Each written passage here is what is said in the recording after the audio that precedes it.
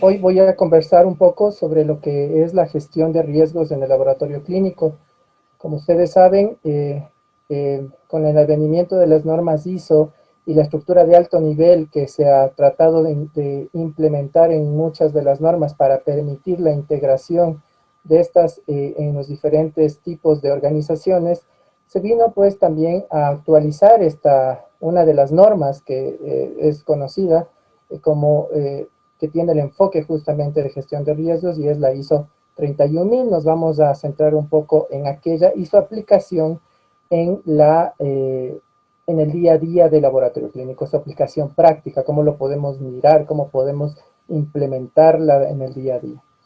Un poco, lógicamente, tendremos que analizar algunos temas teóricos, algunos elementos teóricos que la norma los plasma en sus partes iniciales, y un poquito también mirar cómo la ISO 9001, que es lo que estamos mirando acá, nos está pidiendo ya implementar o tener esta visión en general. Y entonces, miren, dentro de la estructura de alto nivel, en el apartado 6 de la ISO 9001, nos habla justamente sobre las acciones para abordar riesgos y oportunidades. Y entonces nos indica que debemos determinar estos riesgos y estas oportunidades, y además debemos planificar cómo vamos a implementar las acciones para abordar los mismos, ¿verdad?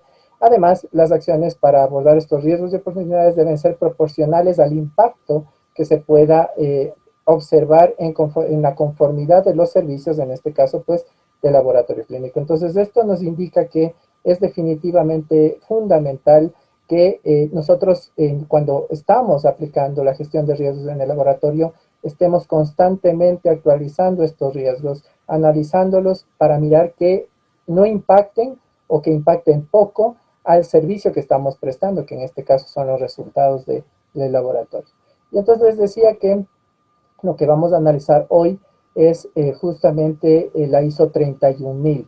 La ISO 31000, su última versión, data del 2018, y justamente esta ISO 31000 esta versión trata ya de ajustarse un poco a la estructura de alto nivel que les mencionaba previamente, que ya se ha ido implementando en diferentes normas certificables, como son la 9001, la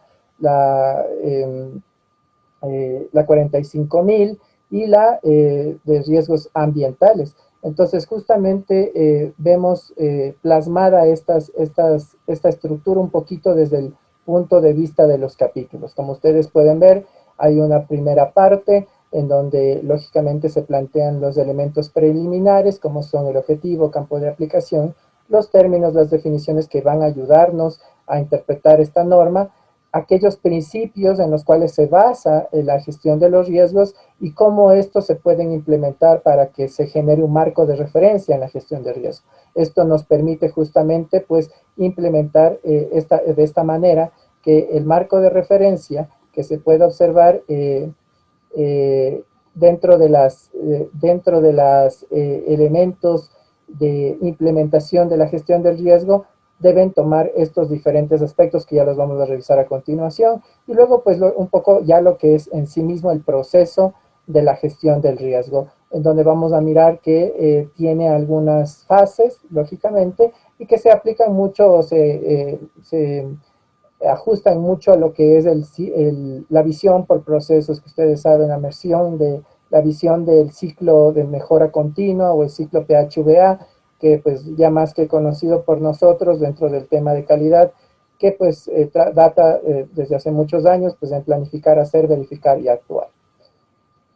Una vez que hemos visto en forma general, les decía que hay un marco o una serie de principios que es lo que trata de enfocar esta ISO 31000, de los cuales justamente nos permiten interpretar un poco qué características debe tener esta gestión del riesgo en nuestro sistema de gestión. En este caso estamos hablando del sistema de gestión de calidad, que es uno de los sistemas de gestión que más comúnmente se aplican o se implementan en las organizaciones como el laboratorio clínico. Esta gestión del riesgo debe ser integrada. ¿Qué significa? Que no solamente se debe mirar en el tema de los procesos claves, sino que la gestión del riesgo debe estar implícita y debe estar integrada y debe estar conectada en todos los procesos de la organización. hay mucha tendencia al principio de cuando se implementa por primera vez un sistema de gestión de calidad a centrarnos mucho en nuestros procesos clave, porque lógicamente son los que dan la razón de ser a la organización. Sin embargo, esto puede caer en un error si es que nosotros no apoyamos de manera integral a todos los procesos de la organización. Debe ser estructurada y exhaustiva. ¿Por qué? Porque esto permite que se tenga el suficiente grado de detalle para poder identificar todos los riesgos potenciales y los que no podamos inclusive mirar por nosotros mismos, sino con la ayuda de las partes interesadas. Y por eso, como ustedes ven más adelante, está este principio de que debe ser inclusivo. Entonces, justamente la participación de todas las partes interesadas será un pilar fundamental para identificar de manera correcta todos los riesgos. Recuerden mucho que las partes interesadas no solo son los clientes, sino que están los proveedores, está el gobierno, están los propios trabajadores de su organización y justamente cada uno de ellos tienen un bagaje de conocimientos que nos va a poder permitir identificar diferentes riesgos. Además, debe ser adaptada. Esto pues lógicamente porque todas las organizaciones tienen sus propias características particulares que hace que la adaptación de esta forma de gestionar pues debe ser identificada en la marcha o durante el proceso de planificación. Dinámica porque los riesgos, algo que es súper importante, ¿no? Que uno de los principios o de los preceptos de esta época actual es que el mundo es fluido. ¿Qué significa este término de que el mundo es fluido? De que la información cambia constantemente, que hay una infinidad de información, hay demasiada información que hace cambiar las cosas, que lo que fue ayer hoy día ya no es, que el riesgo que apareció ahora que no había antes ahora está presente. Miren, es un ejemplo muy claro el tema de la pandemia. Nadie pudo ver o muy pocas personas podrían haber visto un riesgo como tal dentro de las organizaciones mundiales han tenido un gran problema para gestionar este riesgo que era un riesgo posiblemente potencial. Muchas personas lo habrán podido pensar o prospectar cuando pasó ya la pandemia del H1N1. Sin embargo, con los niveles descomunales que ha tenido, pues esto nos ha golpeado mucho y podemos ver justamente organizaciones que han desaparecido, otras organizaciones que se han diversificado, se han transformado, otras que han resistido, etcétera. Entonces, como ustedes ven, justamente este dinamismo en la identificación de los riesgos nos hace tener claridad que la cultura de la organización deberá siempre mirar esta parte y tener claro que el cambio es lo único constante en la vida de las organizaciones e incluso, bueno, si podríamos ampliar un poco a la vida particular de cada uno de los seres humanos, es lo mismo, estamos en un constante cambio.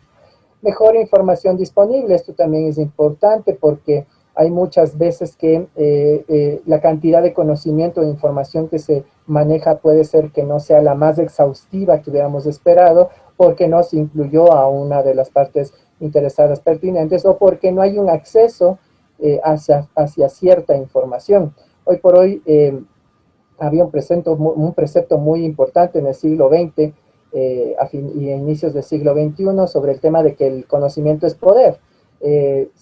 Todavía sigue siendo eso algo bastante correcto, sin embargo, lógicamente hay demasiado conocimiento y entonces básicamente el conocimiento es imposible de tenerlo de tal manera que podamos manejar toda la información. Entonces deberemos tener ciertas herramientas para llegar a esa mejor información y entonces justamente aquí habrá algunas metodologías para identificar cómo detectar esos riesgos de manera adecuada, basándose lógicamente en metodologías que la ISO 31010 los identifica igualmente de mejor manera. No nos vamos a adentrar mucho en esto de las técnicas para identificar riesgos, porque lógicamente son mucho y va más allá de esta charla, pero les invito también a que alguna vez revisen la 31010, que es una de las normas de la familia de 31000, en donde se habla sobre todas las técnicas. Aquí vamos a hacer una pequeña revisión muy rápida de esos temas.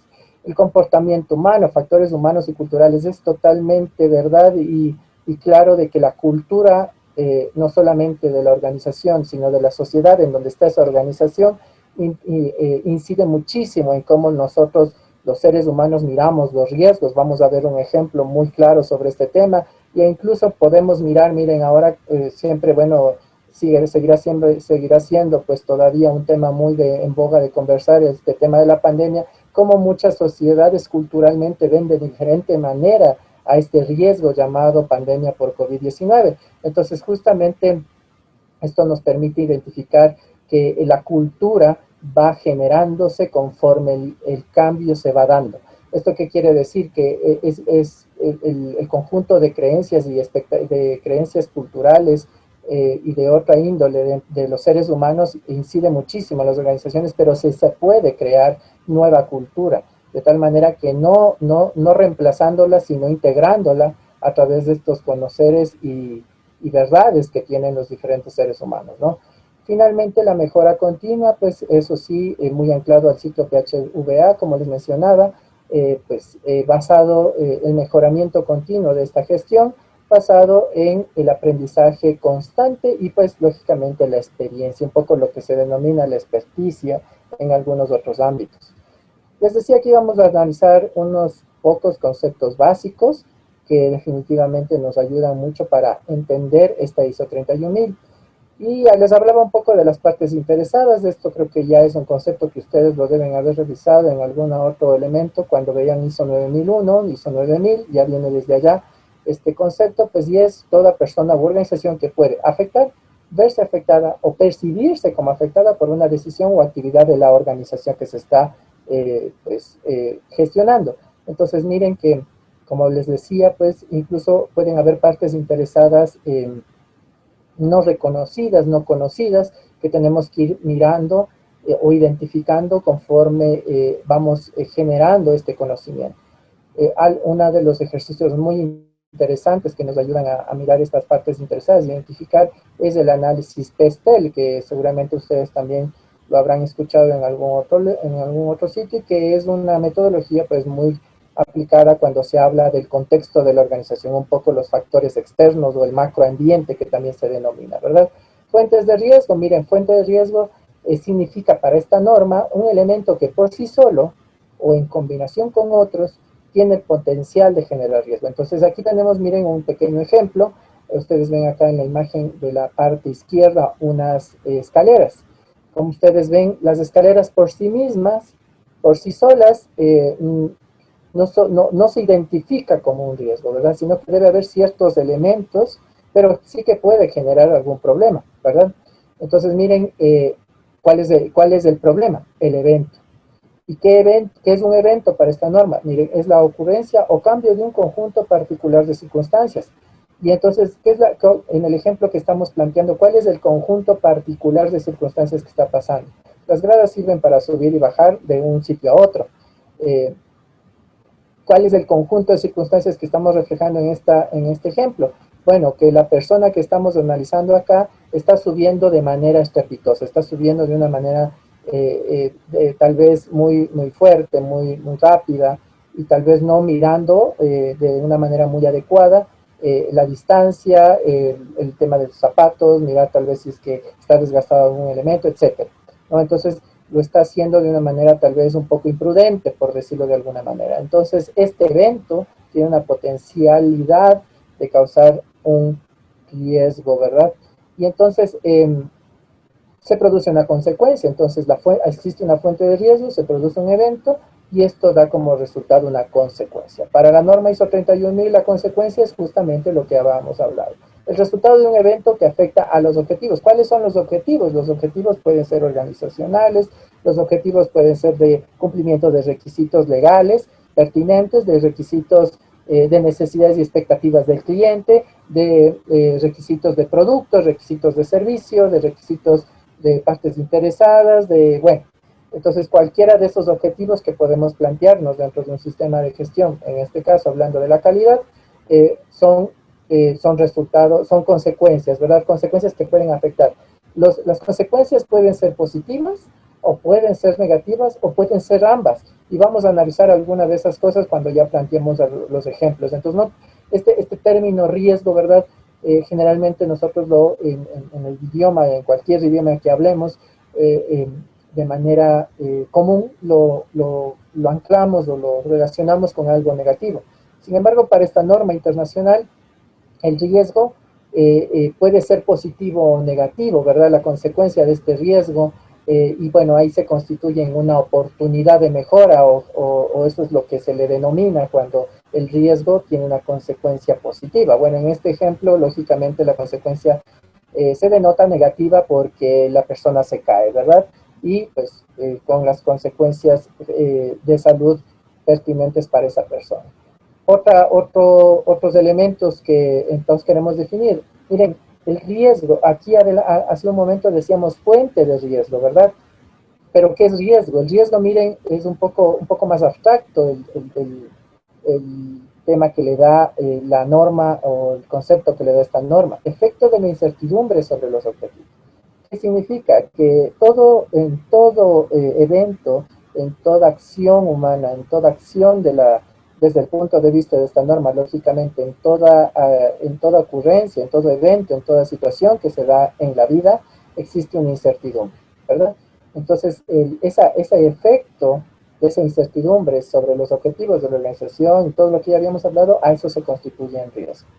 Y la gestión de riesgo, pues lógicamente serán aquellas actividades coordinadas para dirigir y controlar la organización con relación al riesgo. Y aquí miren, justamente un poco tratando de diferenciar, porque algunos tendrán un poco esto, algunos se les habrá dado un poco lo que se habla de gestión de riesgos, seguridad y salud ocupacional, de riesgos ocupacionales, etcétera, ¿verdad? No estamos hablando mucho de ese tema, sino más bien del riesgo con el concepto amplio de lo que se conoce como la gestión de estas cosas que pueden suceder o no pueden suceder y que no necesariamente son negativas.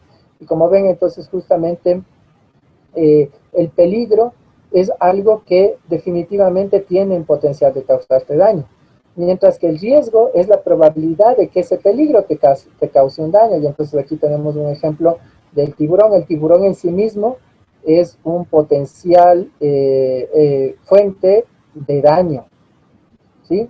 Y el riesgo es esa probabilidad de que nos cause el daño. Ya podría llamarse también, lógicamente, al tiburón como una fuente de riesgo, ¿correcto? Eso también es importante. Y entonces miren, en el esquema fundamental de la gestión del riesgo, tenemos este ciclo, en donde se presenta un riesgo. Este riesgo debe tener una fuente, ¿verdad?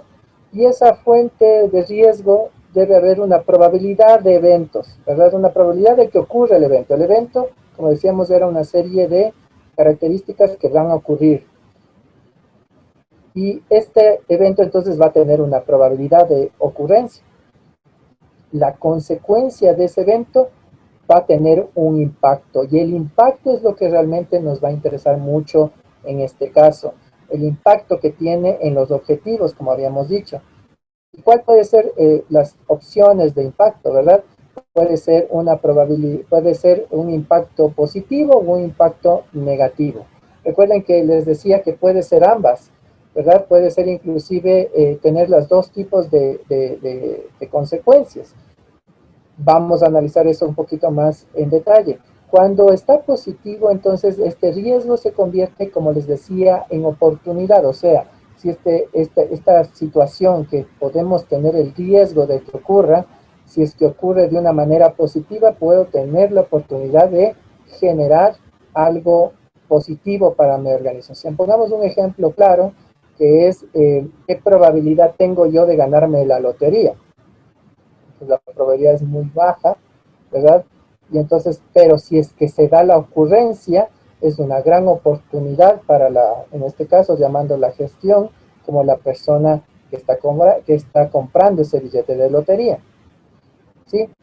Mientras que en negativo decíamos la probabilidad de fracaso. En el mismo ejemplo, justamente qué probabilidad tengo yo de gastarme todos los días, ¿verdad? Dinero para comprarme este billete de lotería y que realmente afecte a mi economía,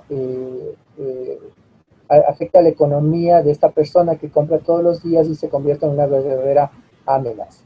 Dos factores importantes que intervienen en que esta probabilidad de consecuencia sea más importante en relación al impacto es la frecuencia, o sea, qué tanto yo me expongo a ese evento que tiene la probabilidad de causarme esa consecuencia.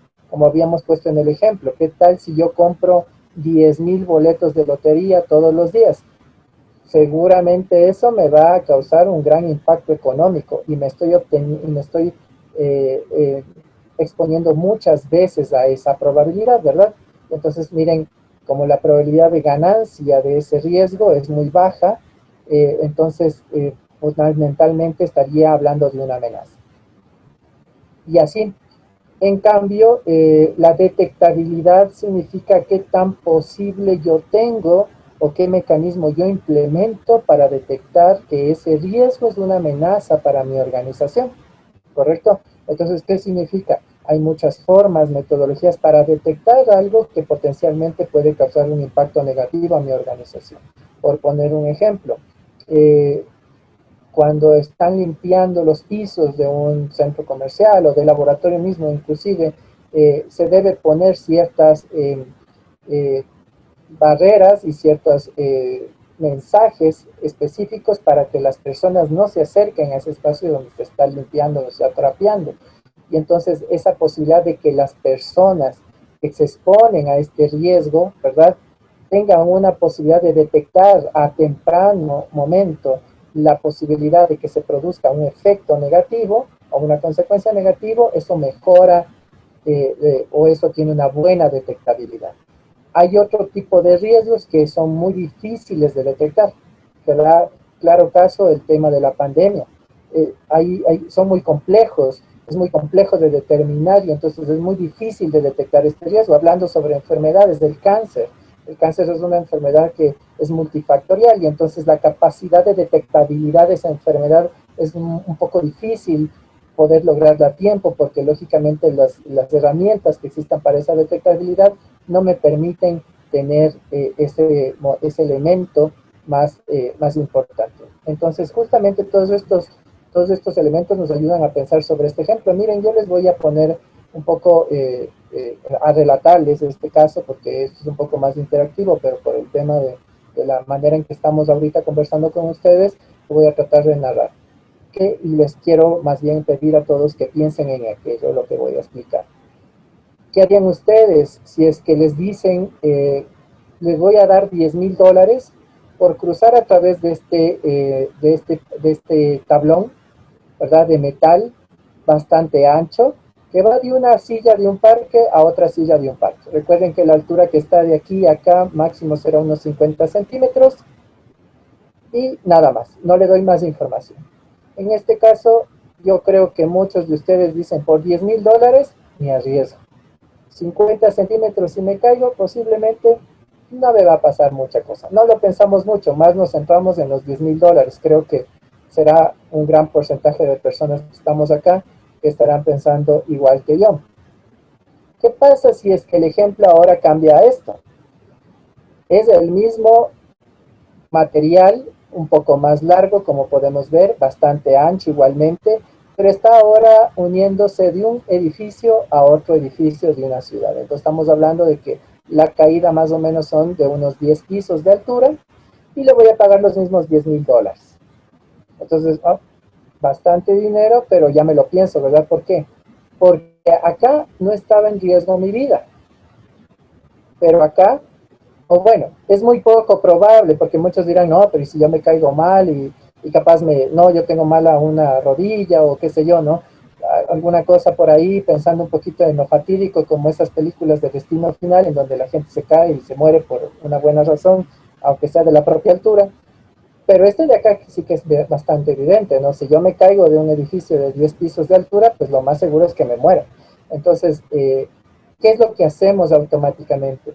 Y esto me gusta mucho representarlos. ¿Por qué? Porque las personas hemos gestionado el riesgo siempre, estamos gestionando riesgos todos los días de manera intuitiva.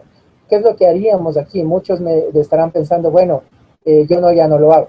Sería la primera opción, ¿verdad? No, ya no lo voy a hacer, sí, ¿sabe qué? Gracias, $10,000 es muy poco para arriesgar mi vida.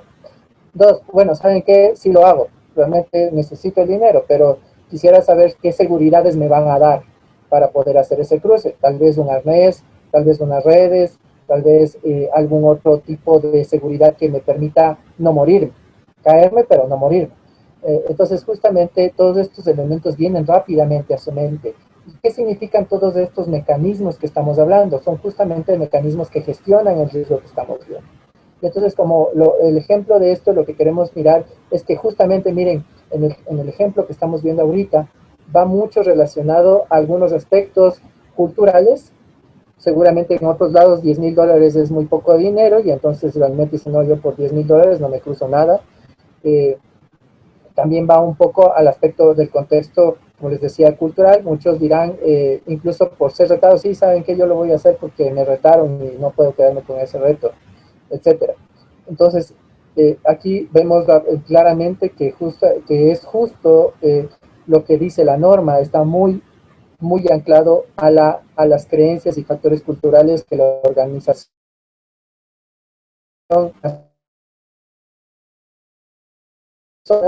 lo tiene, los $10,000. Vamos a hablar entonces, una vez visto este ejemplo, que hay algunos mitos sobre los riesgos. ¿Cuál es uno de los primeros mitos sobre los riesgos? El primer mito que podemos hablar es que existe el riesgo cero. Y esto definitivamente es un mito porque, como les decía, la incertidumbre está en todo lo que hacemos hay un grado de incertidumbre.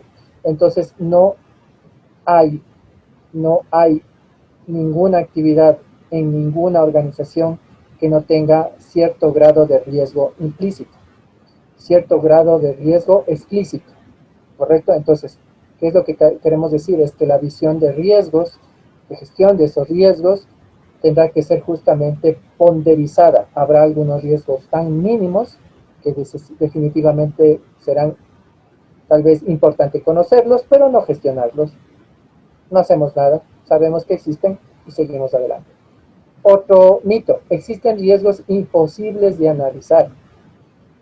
Y entonces aquí hablábamos justamente de ese riesgo que les comentaba del cáncer. Son riesgos bastante complejos. ¿Qué probabilidad tengo yo de que si me expongo al tabaco tenga cáncer? Pues tal vez hay una probabilidad más alta de que si no me expongo al tabaco, ¿correcto? Pero muchos de ustedes dirán, no, yo conozco un fulanito que han fumado 50 años de su vida y no tienen nada, y conozco otro fulanito que nunca ha fumado en su vida, era deportista y todo, y le dio cáncer de pulmón. Entonces estos casos realmente que en medicina es así, se presentan, porque la medicina no es una ciencia exacta, hace que justamente haya elementos que nos permitan decir este tipo de mitos, ¿ya? Más aún en las organizaciones como la de laboratorio clínico, prácticamente nosotros tenemos una forma de mirar la medicina que nos permite analizar por partes y ser muy intuitivos y deductivos en aquello. Entonces, realmente en laboratorio clínico todos los riesgos se pueden analizar totalmente. Otro mito, existen riesgos que no se pueden gestionar. Y es un poquito con el tema de imposibles de analizar, ¿no? Es ¿cómo puedo yo procurar no tener cáncer? ¿Cómo puedo yo procurar de que mi sistema de gestión de calidad no falle? ¿Cómo puedo yo procurar de que la incertidumbre de, del analito no cause justamente la verdad en el resultado que yo quiero interpretar? Y etcétera, ¿verdad? Entonces, hay muchas metodologías que lógicamente tendremos que ir identificando en el proceder de la matriz de generación de riesgos, y que claro, eso nos lleva a tener una participación muy amplia de expertos en cada uno de aquellos temas que se van identificando. Entonces, otra vez es importante que esta gestión de riesgos sea una actividad bastante participativa con los dueños de los procesos, con aquellos que están inmersos muy fuertemente en estos elementos. Entonces, como ustedes ven, no es una actividad que se hace desde la visión muy directiva o estratégica, sino más bien bastante operativa, que lógicamente se va a traducir en estrategia. Los riesgos siempre tienen consecuencias negativas, esto ya lo dijimos, hay algunos riesgos que se transforman en oportunidades, siempre y cuando esta frecuencia de exposición y el impacto que tenga ante de esa consecuencia pues sea positivo. Y otro mito, como les decía, como vemos, los riesgos solo pueden gestionarse a través de metodologías sistematizadas. Este también es un mito, porque como vieron hace un momento en el ejemplo que lo pusimos, hemos gestionado un riesgo basado en nuestra intuición. Inclusive muchos han de estar pensando que habría que tomar algunas medidas preventivas también en el primer ejemplo, aunque sea ponernos unas coderas y unas rodilleras para si nos caemos, por lo menos no rasparnos los codos y las rodillas, ¿no? Ponernos un casco de repente, tal vez para no caer tan mal que vaya a ser justamente la mala suerte de morirse por caerse de la altura de una silla. Entonces, justamente estas pequeñas cosas que nosotros analizamos ahorita tan intuitivamente en sus mentes, justamente nos indica que la gestión de los riesgos es algo que está inmerso en la actividad humana. Y entonces, un poco tomando el proceso que les decía, hablábamos de que el sistema de gestión del riesgo tiene una serie de fases que les mencionaba. Y la primera fase justamente es aquel establecimiento de un contexto, ¿no? Del contexto organizacional, del contexto del riesgo, tanto interno como externo. Una vez de que este establecimiento del contexto se materializa, vamos a la parte de evaluar estos riesgos, ¿verdad? Y entonces cuando evaluamos los riesgos, primero tratamos de justamente ir categorizándolos, identificando los diferentes riesgos, luego hacer un análisis de aquellos riesgos que sean más complejos, tratar de desmenuzarlos, posiblemente habrá algunos riesgos que serán necesario partirlos, otros fusionarlos, y luego pues proceder a una valoración del mismo. La valoración permite tomar decisiones. Recuerden que les decía que no existe el riesgo cero, pero sí que existen diferentes niveles de riesgo o diferentes impactos de las consecuencias de los eventos basados en ese riesgo. Entonces, justamente, si es que el impacto es muy grande, que es lo que se puede medir, eso es lo que hace es que ellos estén primeros para el tratamiento del riesgo. Entonces, cuando hacemos el tratamiento del riesgo, estamos ya un poco en la fase de hacer, si es que lo tomamos desde el punto de vista del ciclo PHVA, y una vez que hemos tratado ese riesgo para minimizarlo, para eliminarlo, para cambiarlo, transformarlo, bueno, ya vamos a ver muchas de las opciones que se tienen para gestionar los riesgos, vamos a una fase de monitoreo y revisión, que sería un poco el tema de verificación del ciclo PHVA, y luego vamos justamente pues a comenzar de nuevo el ciclo en lo que es la mejora continua. Como ustedes ven, en la parte izquierda pues siempre habrá una gran transversalidad en el tema de la comunicación y la consulta. ¿Qué significa esto? Pues que siempre otra vez apoyando lo que les mencionaba previamente, estas actividades son bastante participativas, no es una actividad del responsable de calidad, no es una actividad del director del laboratorio, esto es una actividad de todo el equipo de trabajo. Lógicamente, una vez que se han identificado estos riesgos, la ponderación podría ser un ejercicio más o menos teórico, pero la validación y verificación de esta ponderación debería también pasar por los lineamientos de la fase operativa para que de alguna manera todo esto permita generación de compromiso, que es uno de los principios de la calidad, y que lógicamente también está anclado esta parte del sistema de gestión de riesgos. Aquí ya está exactamente lo que ya hemos visto. Dentro de la identificación del riesgo, miren, ¿qué actividades son las que tenemos que realizar? Justamente, identificar fuentes de riesgo tangibles e intangibles. ¿Cuáles son las intangibles? Las que no se pueden mirar con nuestros sentidos, ¿verdad? Entonces, la pandemia, un virus es un riesgo intangible porque no podemos saber dónde está el virus, ¿verdad? Aquellas causas o eventos que puedan generar esta aparición o generar estas consecuencias.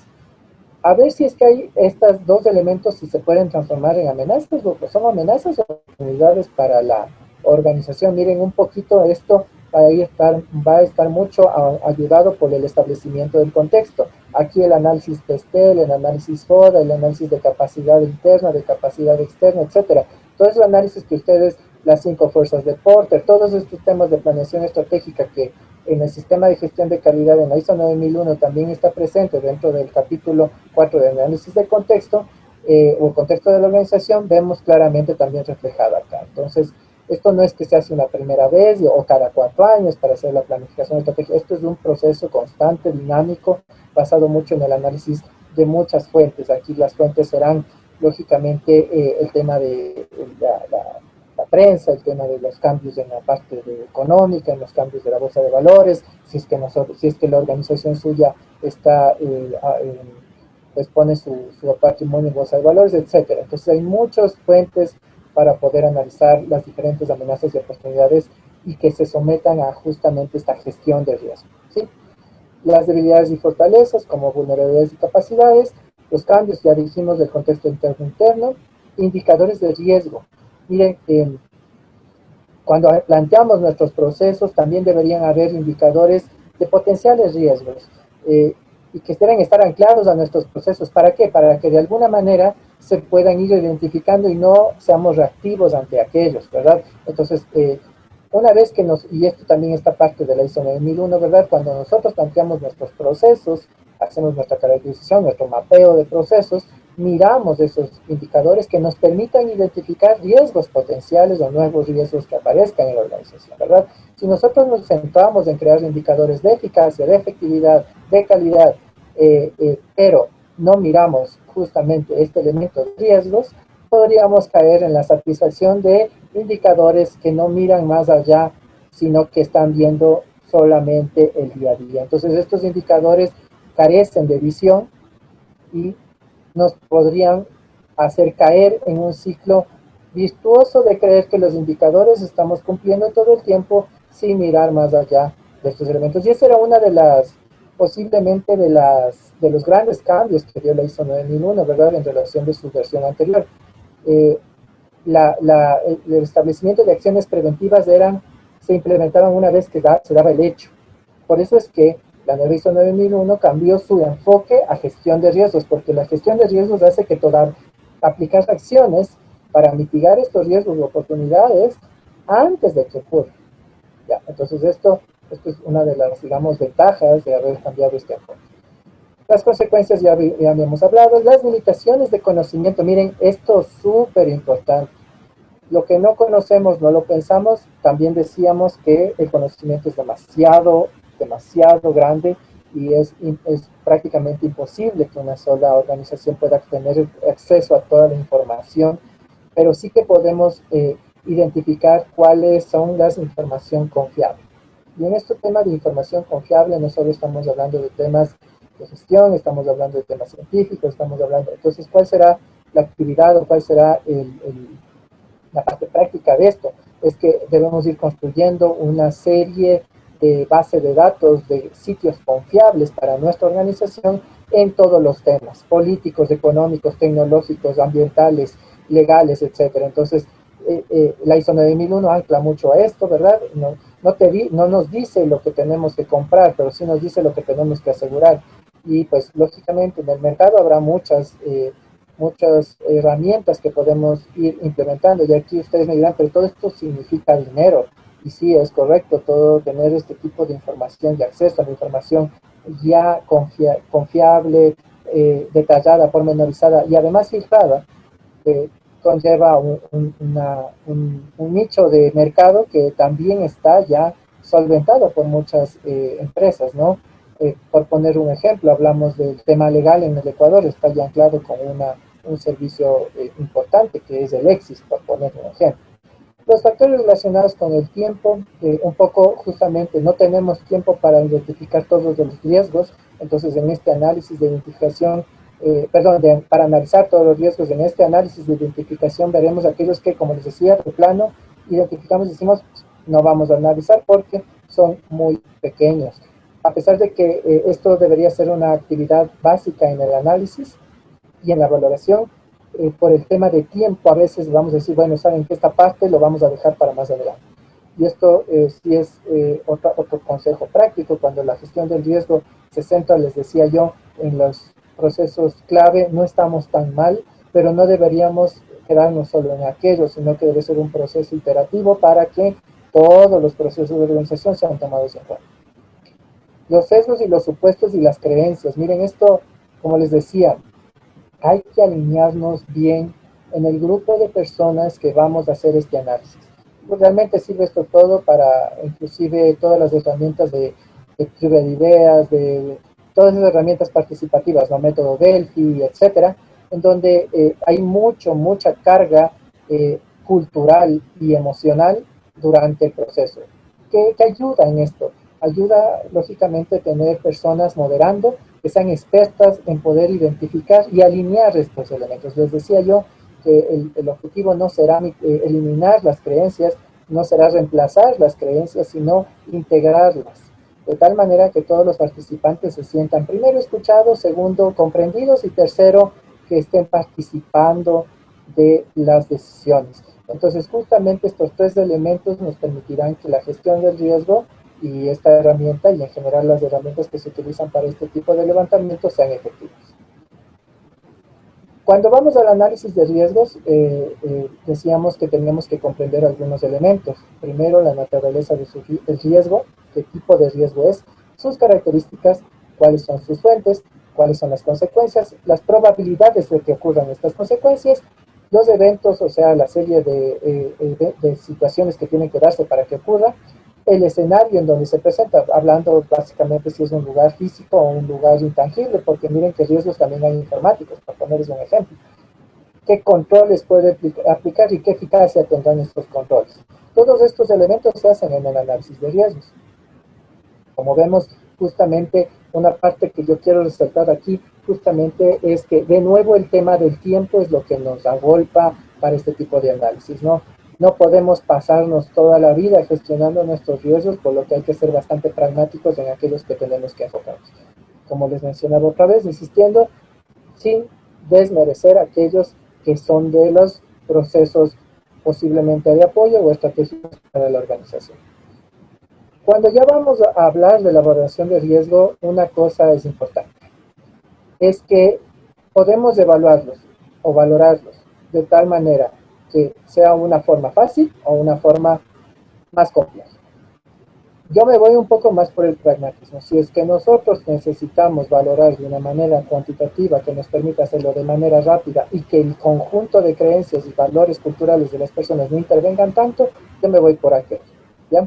Entonces siempre será importante tratar de procesar algo como un número para que no haya esta inmersión en los temas de personal, un poco como hacerlo democrático, por ponerlo de alguna manera, ¿no? Yo sé que muchos también tendrán algunos reparos sobre este tema de la democracia, pero esto permite que las personas, otra vez les decía, sean escuchadas, sean comprendidas y se sientan que están tomando decisiones. ¿Cuáles son las decisiones que podemos tomar cuando valoramos el riesgo? Pues no hacer nada, como les decía, una vez que hemos identificado que el riesgo no tiene un impacto importante para la organización, no hacemos nada, dejamos de ahí. Considerar opciones para el tratamiento, realizar un análisis adicional, a veces habrá que hacer un análisis más profundo para ver si es que ese riesgo es potencialmente grave. Mantener los controles y sí, estamos bien, vamos a seguir con esos controles, que no es lo mismo que no hacer nada. Recuerden, no hacer nada es no hacer nada. Ahora, mientras que en el otro digo, tengo unos controles y voy a seguir. Y otra es tal vez reenfocar mis objetivos. Miren, muchas organizaciones tuvieron que cambiar su enfoque incluso de negocio. Y les pongo el ejemplo claro de los cines. Hoy por hoy los cines, ustedes habrán escuchado, vieron el riesgo, este riesgo de la pandemia es inminente para la desaparición de este tipo de negocios, ¿verdad? ¿Qué es lo que han ido implementando? Fiestas, han ido implementando sesiones para gente que juega videojuegos, algo que en la vida hubiera sido inimaginable, que un conjunto de 5 o 6 personas vayan a un cine completo a jugar un videojuego. Entonces, pues sí, reconsiderar, plantearse los nuevos objetivos incluso de la organización. Miren que a veces hay riesgos tan grandes que hacen cambiar la misión, algo que ustedes también habrán aprendido muchísimo en otros tipos de foros, que es muy difícil que una organización cambie de misión, ¿no? Que es la razón de ser de esta empresa. Aquí un poquito rápidamente les decía que les iba a hacer no un análisis detallado, sino más bien un análisis un poco rápido de diferentes herramientas para la identificación, el análisis de los riesgos, ¿no? Y para la evaluación también de los mismos. Les decía que hay muchos tipos de formas de analizarlos y de valorarlos, y algunos de ellos permiten ser aplicados en cada uno de ellos. Este cuadro que ustedes están viendo es de la versión más antigua de la 31010, hoy existe ya la versión 2020, que para fines de esta expresión todavía no la pude tener en mi poder, pero sí que se aplica mucho con lo que se está hablando ahorita. Entonces les decía que habrá algunos esto MA es muy aplicable, no aplicable, entonces, y este es aplicable. Como ustedes ven, hay algunas herramientas que son muy aplicables, sobre todo en la fase de identificación del riesgo, y justamente aquellas participativas son las más aconsejables de utilizarlas, ¿no? Hay algunos otros tipos de estrategias que se usan mucho más en líneas de producción. Yo me quedaría como un consejo para que ustedes lo utilicen, es la tormenta de ideas, ayuda muchísimo, pero lógicamente con el mecanismo y la metodología que constituye la tormenta de ideas no es participen quien quiere participar. Recuerden que en la tormenta de ideas tienen que participar todos los presentes y debe haber un moderador haciendo que todos participen e impidiendo que un participante monopolice la reunión, porque eso sí es importantísimo, ¿no? Estas reuniones, el tiempo es dinero, el tiempo es valioso, el tiempo es lo único que tenemos, y entonces debemos tener mucha perspicacia para evitar los monopolizadores del tiempo, ¿verdad? En las reuniones. Y esto es súper importante, que cuando las personas entran a una reunión, mencionarles, como se dice muy bien en el dicho, guerra avisada no mata a soldados, decir claramente cuáles son y cuál va a ser la metodología a aplicar en ese tipo de reunión, para que las personas se alineen a ese evento, ¿sí? Otro es muy importante cuando tenemos esta suerte de tener ciertas reuniones con expertos o con gente que sabe mucho de alguna temática, realizar entrevistas estructuradas, ¿no? Entonces ahí el moderador, el captador de esta información podrá implementar de manera eficaz y eficiente justamente el tiempo que muchas veces para ese tipo de personas es muy corto, y poder captar lo mejor posible.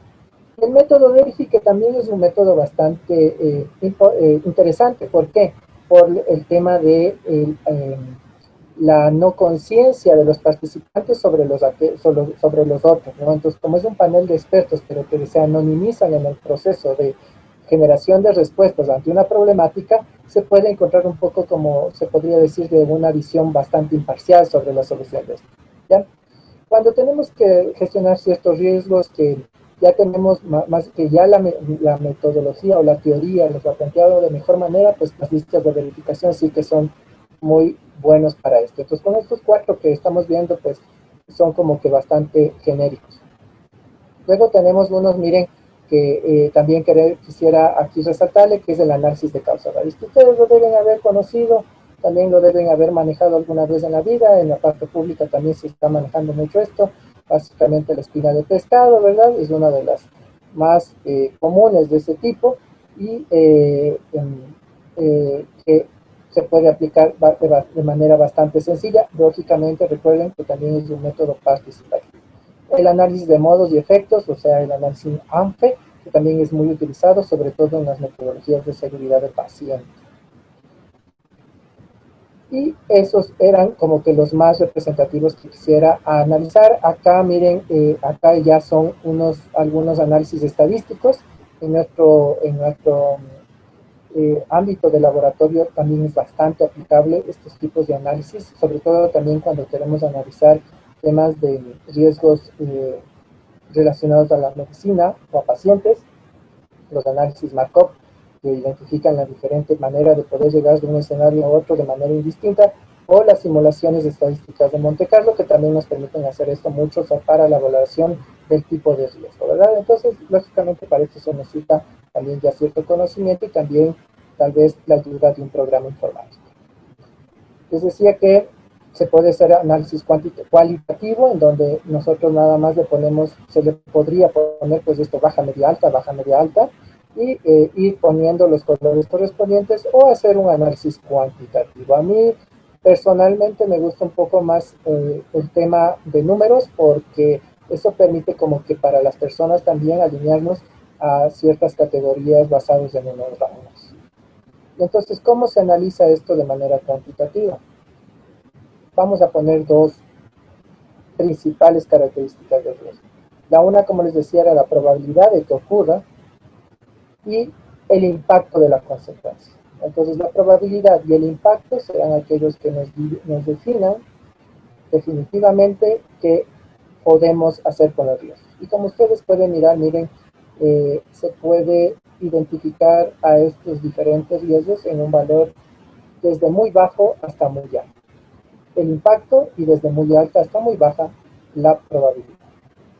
Como ustedes pueden mirar, lógicamente aquel riesgo que tenga una muy alta probabilidad y un gran impacto tendrá pues una calificación o la calificación más alta.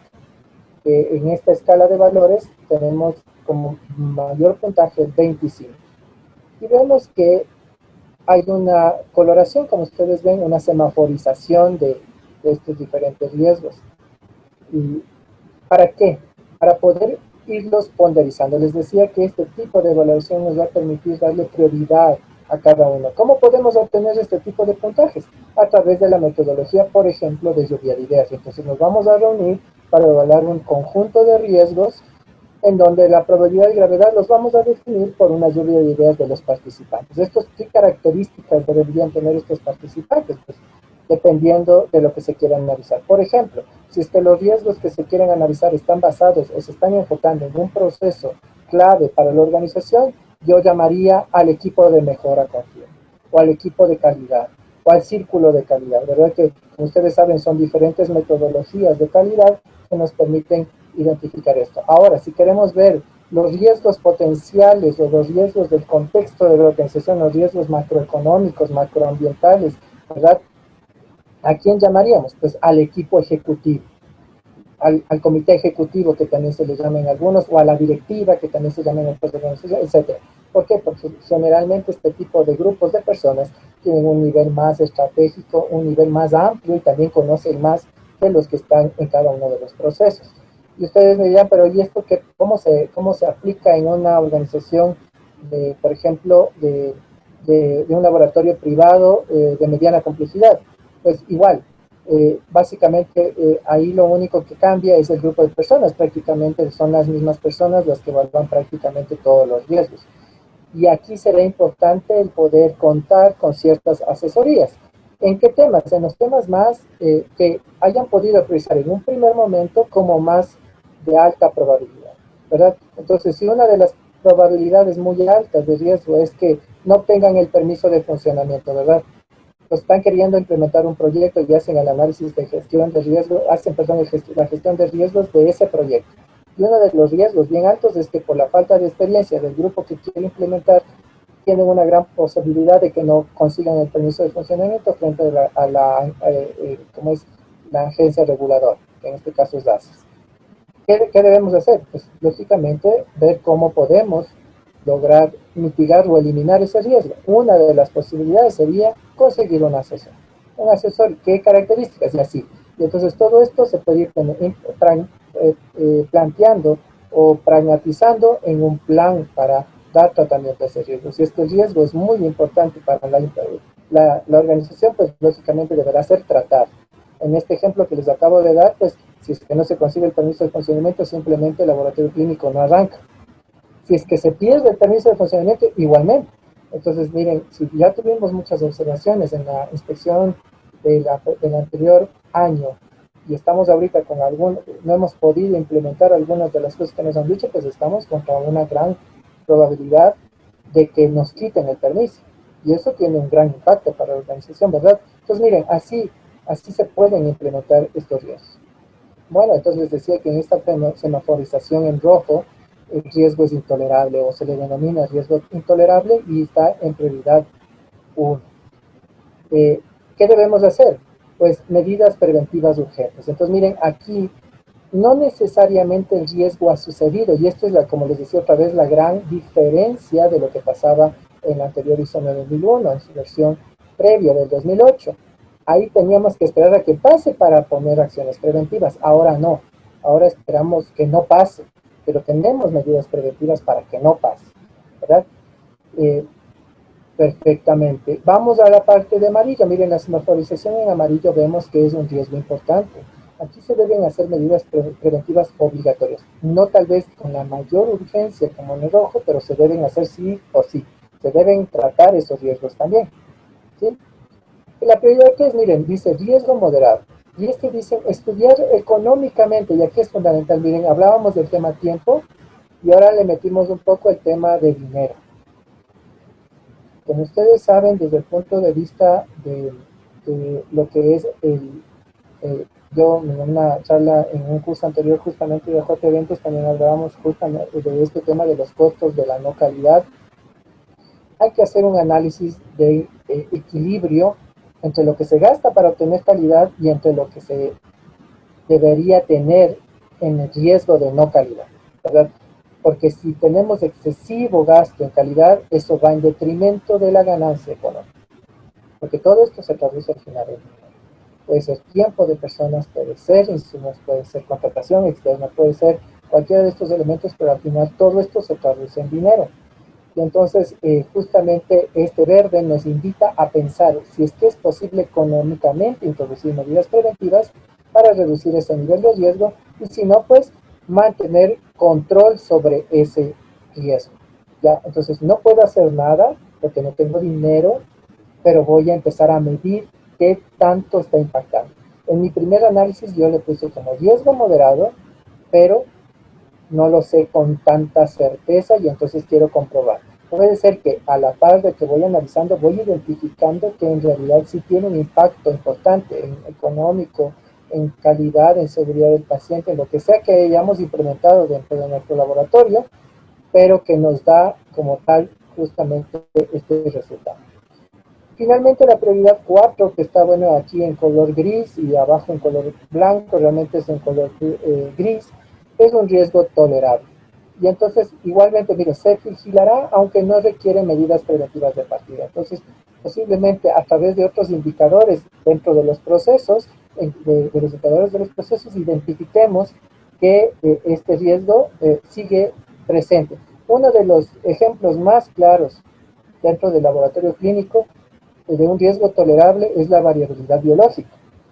Y le van a decir, pero no, eso es súper intolerable, tenemos que llegar. Sí, pero está inmersa, ¿verdad? Hay que aplicar ciertos elementos, pero nunca se va a poder encerrar ese riesgo. Y entonces es un riesgo que nosotros asumimos como algo que se implementa. Otro riesgo bastante tolerable dentro del laboratorio clínico es el tema de el control de calidad analítico, ¿no es cierto? Una vez que ya está presente, lógicamente, ¿no? ¿Qué quiero decir con esto? Que implementado de manera correcta de una metodología de manera correcta, los riesgos de que esa metodología falle son tolerables porque generalmente los controles que se implementan previo a la implementación ya hace que el riesgo sea muy bajo de ocurrencia, o sea, hay muy poca probabilidad de que ocurra y el impacto, a pesar de que pueda causar en un analito, puede ser muy poco probable que cause la debacle de todo el laboratorio, ¿no? Tratamiento del riesgo. Pero miren que esto nada más una situación así muy subjetiva, ¿no? Estamos 120 personas aquí participando y les aseguro que muchos de lo que yo acabo de decir han de tener opiniones muy diversas. Y eso es justamente algo muy importante rescatar de nuevo.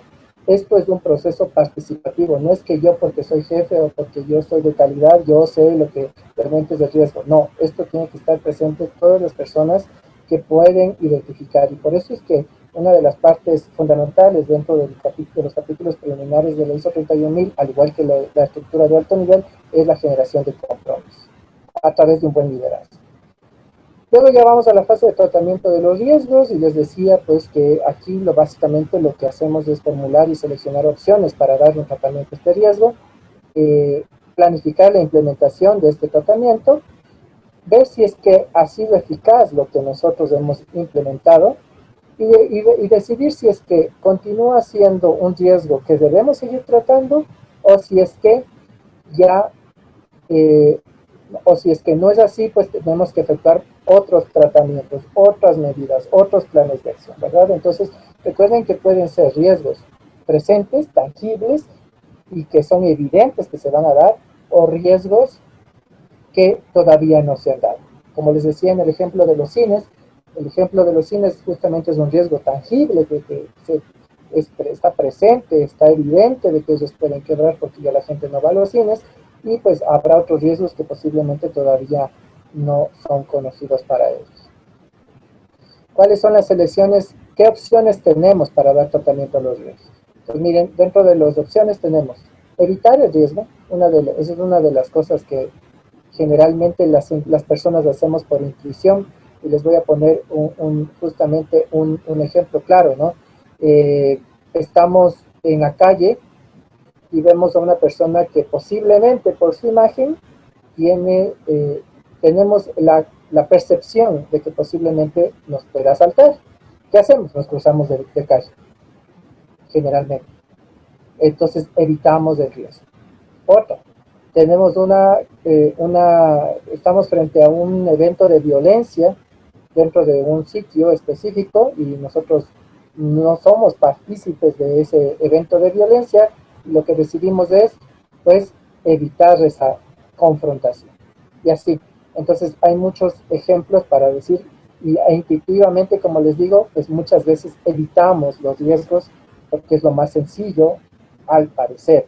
Ahora, en las organizaciones es un poco más complejo evitar los riesgos, porque como les decía, ya habrá algunos riesgos que definitivamente los estamos expuestos. El hecho de ignorarlos no quiere decir que no sucedan, como el efecto de la variabilidad biológica que les comentaba hace un rato. El hecho de que no preguntemos las variables preanalíticas no quiere decir que no exista. El hecho de que no preguntemos sobre la satisfacción del cliente no quiere decir que no exista. Todas esas cosas, justamente, esto es importante porque la identificación de los riesgos, como les decía, es algo obligatorio. Es algo que se debe hacer desde cuando empezamos a hacer la revisión del contexto de la organización. Ahora, si le damos tratamiento o no, eso es otro elemento. ¿Qué más?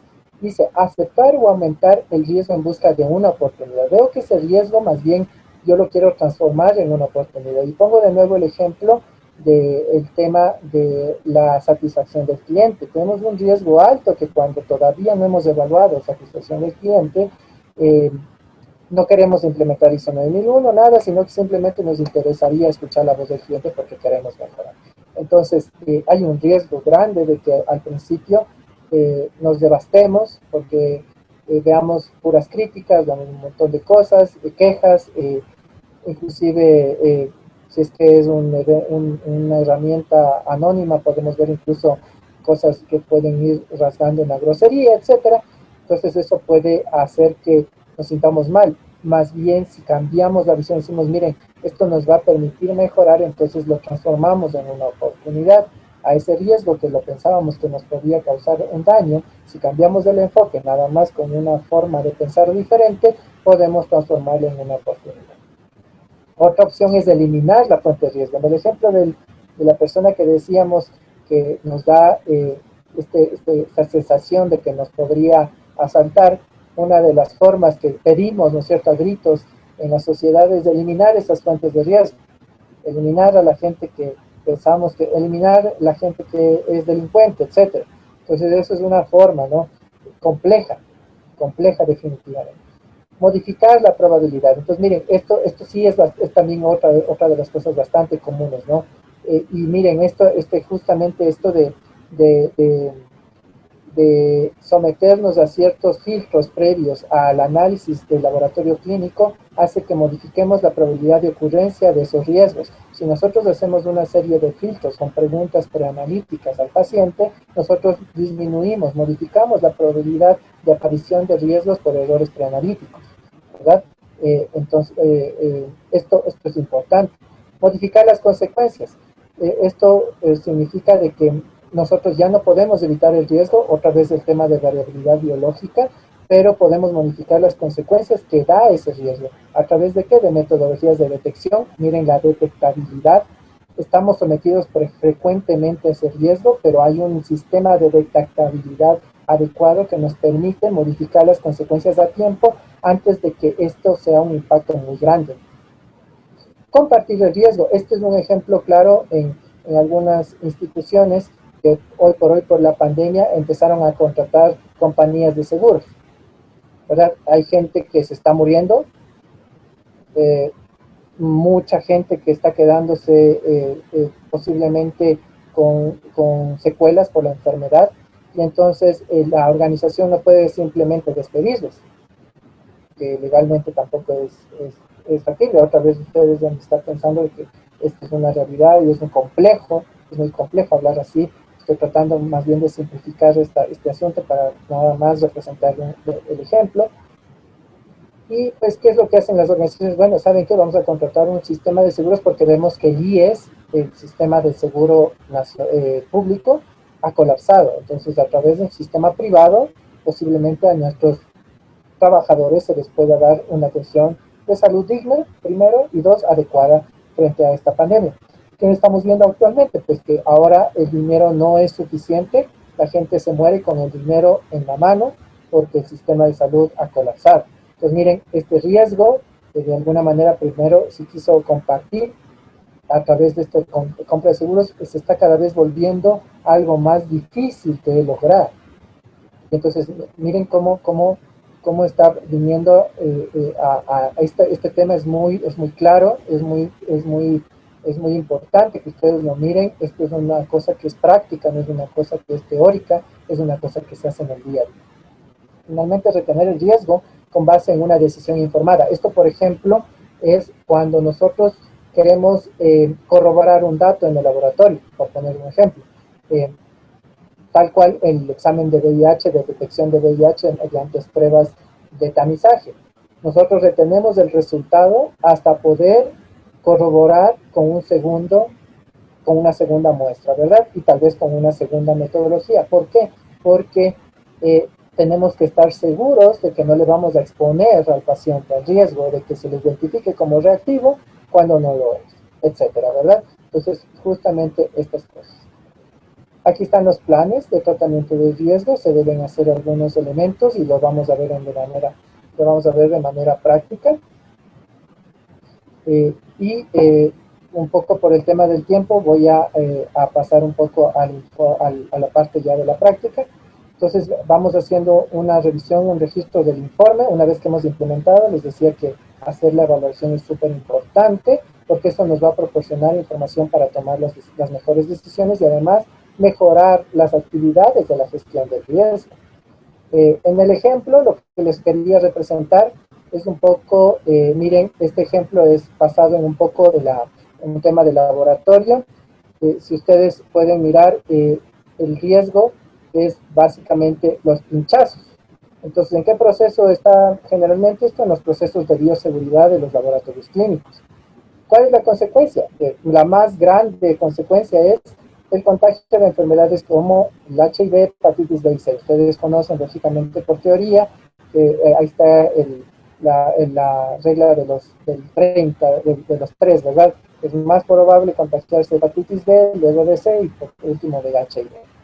Miren, en un contexto, podríamos ahorita preguntarnos a las 120 personas que estamos acá, y les aseguro que si hacemos un análisis, un promedio de todo lo que dijéramos cada uno, tal vez podríamos encontrar un valor como este. Este es un ejemplo en donde la persona o el conjunto de personas que analizaron este riesgo le pusieron como una probabilidad baja de que yo me pinche. ¿Basado en qué? Posiblemente basado en que yo tengo una gran habilidad y muy poca probabilidad de pincharme, porque he hecho miles de funciones y me he pinchado una vez, para poner un ejemplo, pero el impacto de que yo me pinche es muy grande.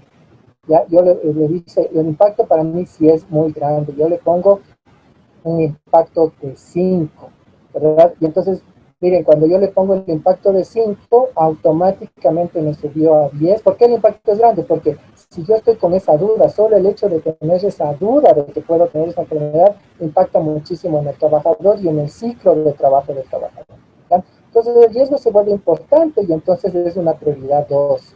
Y aquí miren un pequeño ejemplo de qué se pueden plantear como un plan de tratamiento o plan de acción del riesgo. ¿Qué nomás debe consistir este plan de acción? El pinchazo, ¿no es cierto?, el riesgo, las posibles causas. Y aquí miren, no hemos usado la espina de pescado, podíamos haber usado. Aquí hemos usado una técnica de los 5 porqués. Y entonces el primer ¿por qué me pincho? Porque me olvidé de tapar, porque tapo la aguja con las dos manos. Que ustedes saben muy bien que eso no es permitido, pero muchos seguramente lo habremos hecho en alguna vez de nuestras vidas. ¿Por qué? Porque pensaba que era más seguro el uso de la técnica. ¿Por qué pensabas que esa técnica era buena? Porque yo tenía desconocimiento de la eliminación de agujas. ¿Por qué? Porque en la inducción no me dieron esto de manera completa. ¿Y por qué? Porque posiblemente no me dieron la cantidad de días en la inducción. Esto, miren, es nada más un ejemplo. ¿Qué podemos, como medidas de control existentes? Poner unos guardianes con un orificio de eliminación capaz. En ese laboratorio no había unos guardianes adecuados. ¿Qué más medidas de control podemos proponer? Esas son las que existen. ¿Qué más podemos hacer? Mejorar el proceso de inducción, volver a capacitar al personal, poner los guardianes fijados en la mesa de la toma de muestras, posiblemente esos guardianes estaban sueltos por ahí, como pasa en muchos laboratorios, y adquirir cápsulas de desecho automático, estas que se aplastan y salen de una las agujas de toma múltiple. Aquí ponemos un ejemplo de fecha límite, qué recursos debemos utilizar, cuáles son los indicadores de cumplimiento de estos planes y quién debe hacer todas estas actividades. Entonces, con esto doy paso, si es que es pertinente, pues a las preguntas del auditorio.